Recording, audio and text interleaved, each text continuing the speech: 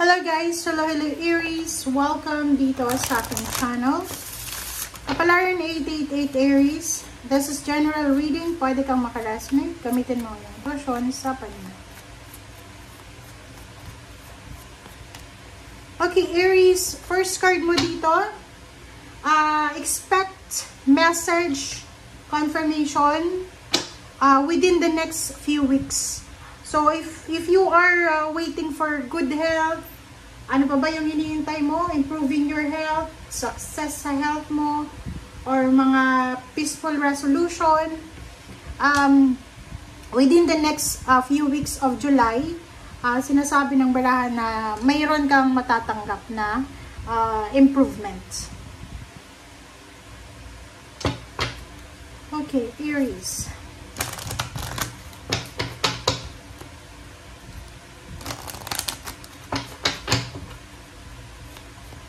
Aries, kumuha tayo dito ng isa.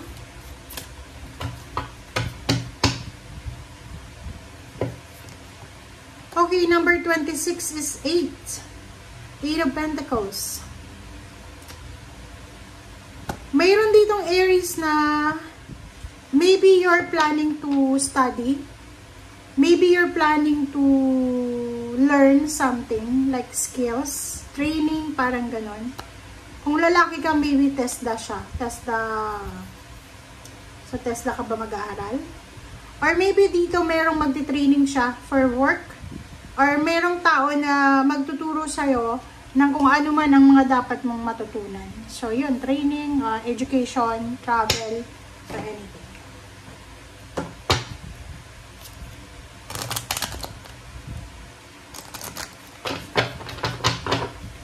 Aries.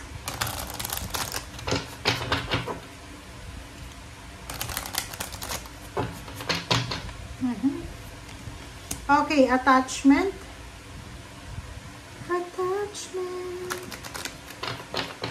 Wow. So, nakikita ko sa'yo dito, for the month of July, medyo natatakot ka para sa partnership or attachment na mayroon ka. Okay, so, like for example, mayroong mga Aries dito na pwedeng bisyo. May bisyo ka ba? O relationship siya, meron kang karelasyon, attachment, collaboration na hindi maganda na pwedeng nagiging source of panic ng family mo. But this month of July, sinasabi na yun, makikita mo yung liwanag. So maybe ano to, 3rd week of July to 4th week of July. Sinasabi ng barahan na marami kang marirealize regarding sa mga buhay-buhay mo. Okay? Like, marirealize mo na kailangan mo nang huminto sa bisyo, sa pakikipagrelasyon, sa taong toxic, sa kung ano man to. Basta, meron ka ditong peaceful resolution and improvement na gagawin sa buhay mo. Okay? So, kasi yung temple path na to is yin and yang eh. So, kumbaga, babalansin mo eh. Kumbaga, makikita mo na, hindi ito makakatulong sa akin. So, I need to remove this one. Eto matutulungan ako nito. So, kailangan kong i-pursue. Parang ganun. So, sobra-sobra kang magiging wise sa month of July. Kasi, nakikita ko siya dito. May eagerness ka na mabago yung takbo ng buhay mo. And, para tuloy-tuloy yung pagbabagong yan, kailangan mong maging patient. Ay, sorry. Maging mapasensya ka. Huwag kang magpadalos-dalos. Yung parang ano bang tawag doon? Yung mabilis tayong mag-decide kahit na hindi natin sigurado. Diba? So, Aries, kung resonated ka dyan, ano bang plano mo ngayong July? Plano mo bang mag-apply ng trabaho? Plano mong ano ba? Kasi ikaw lang ang makakaalam na ito. Okay. So, isang napakabilis na balita ang posibleng darating sa'yo na pwedeng magdala sa'yo ng malaking halagang pera. So, maybe there's a business offer. Yun, attachment talaga siya eh. Maybe easy money offer. Mag-iingat ka. Kasi ito mabilis to eh. maybe you're attached to someone na illegal yung ginagawa niya. And niyayaya ka niya.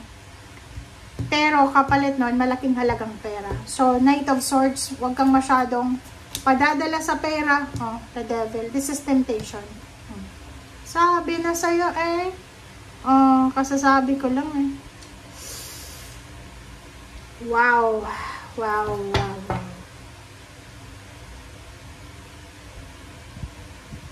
Yung lumabas yung attachment mo, ramdam ko na yun eh. Kasi parang ano, meron ditong Aries na you're trying eh. Parang nagtitry ka talaga na mabago yung takbo ng buhay mo. Kaya nga binabalanse mo yung lahat eh. Kumbaga meron ng liwanag eh. Meron ka ng reason para ituloy yung goals mo. Bawasan yung mga negative sa buhay mo. But the problem is, maging careful ka. You need to be careful kasi may temptation eh. Napapaligiran ka ng temptation. Alam mo yung nakikita ko dito, huwag kayong magalit ha. Lalaking Aries. Pwede kang makasurvive dito sa temptation. Pwede kang makasurvive dito sa the Devil and the Seven of Swords. Ano yung ibig sabihin yan? Pwede mong malabanan yung tukso. Pero kung medyo tamad ka, yung gusto mo ng mabilis na pera, mahirap labanan yan. But kung talagang willing kang magpapawis, 'di ba? Yung mag-sacrifice tayo, yung kahit sa construction ka lang magtrabaho, okay lang yun as long as kumita ng marangal. Hindi ito mangyayari sa'yo. But kung ikaw yung klase ng tao na Ten of Pentacles, gusto mo mabilis ng pera, mabilis na pagyaman, yung parang mabilis kang pumasok sa mga pyramid scam, mahirapan kang i-overcome to. Kasi yung connection mo yung attachment mo dito Maybe napapaligiran ka ng mga mayayaman na tao, pero yung mayayaman na taong ito ay financially illegal yung ginagawa nila. So parang nadala ka, parang na-inspire ka sa kanila. Instead na dapat maging against ka sa ginagawa nila, na-inspire ka. Hindi mo alam, itong mga ginagawa ng taong ito sa'yo, ito ay just temptation. And Seven of Swords, sinasabi na balak nila ng mga taong yan, ang attachment mo, negative attachment, na i-blame yan lahat sa'yo. Diba? So, halimbawa, may mga negosyo kayo, or ikaw, you're collaborating with the 5 attachment na negative, or hindi legal. Pagdating ng oras, ikaw yung magsisisi, ikaw yung magsasuffer kasi sila, at siya pera na. Or kumbaga sila ay out of the scene na sila. Ikaw yung nasa front. Diba? So, mag-iingat ka. Huwag masyadong nakafocus tayo sa pera this July, Kahit wala kang pera, kahit zero lang yung zero balance ka, okay lang yun. As long as na hindi ka naka-attach sa the devil. Kasi mayroong the devil dito literal, you are surrounded ng mga devilish na energy. Pero yung mga devilish energy na to, they will not protect you. They will use you as a scapegoat. Oh, pasensya. Pasensya ang kailangan mo dito, Aries. Kasi pag wala kang pasensya, gagawa ka lang ng desisyon na kung ano yung needed sa ngayon. Yung mga band-aid decision. Diba? Halimbawa, walang pagkain, diba? Wala kang pera, wala kang trabaho. May nagyaya sa'yo ng isang illegal. Parang ganon. If hindi naman illegal to, third party. Parang ganon. So, paki-comment sa comment section. Seven of Cups, you have choice, you have option. You have free will. May free will tayo And Magician, walang magic dito sa mundo. Hindi tayo yaman ng isang gabi lang as long as manalo tayo sa loto. Pero imposible yan kung tumaya ka lang ng 5 times. Hindi. Imposible yun, guys. The Empress, sinasabi ng barahan, nasa tamang direction ka na Nasa tamang direction ka na, papunta ka na doon sa new beginnings But the problem, nandito ka na sa Temple Path Temple Path, and then the Empress, 3-3, 33. Diba? Right direction, right timing. Magiging masaya ka na But the problem is, okay, isummarize ko na nga, nahirapan akong sabihin, baka i-bash ako or magalit sila. Okay, ito na yung simple dito.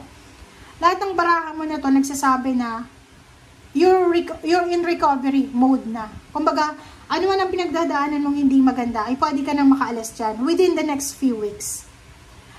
But the problem is, may mga tao sa paligid mo na connected ka, it's either your friends, relationship, or family members na sila mismo ang magiging temptation para hindi ka makaalis dyan sa stagnant na situation na yan, sa toxic na situation na yan. Kumbaga sila ito ang the devil. So kung talagang gusto mong makaalis yan sa the devil na yan, kasi ipapahama ka niyan eh. Seven of Swords, pinaplano nila na gagamitin ka as escaping goat, diba? Parang gagamitin ka nila as a blame person. Umalis ka, diba? Hindi ka dapat nakikipag-communicate sa mga taong yan na questionable ang pagkatao. Parang ganun lang yun. So kung halimbawa yung pinag-uusapan natin dito is trabaho, kung may trabaho ka, sa loob ng trabaho, kung alam mo yung taong to na kaibigan mo, kaklose mo sa trabaho is hindi maganda yung ginagawa sa trabaho, dumistansya ka. Kapamilya. Pag alam mo sa pamilya man na may gumagawa ng hindi masama, may nang hindi maganda at masama, wag mong i-tolerate. Diba? Wag mong gawing idol. Wag mong i-tolerate. Okay, distansya. Patience and distansya ang kailangan. Self-discipline. Okay? Thank you guys for watching. Bye!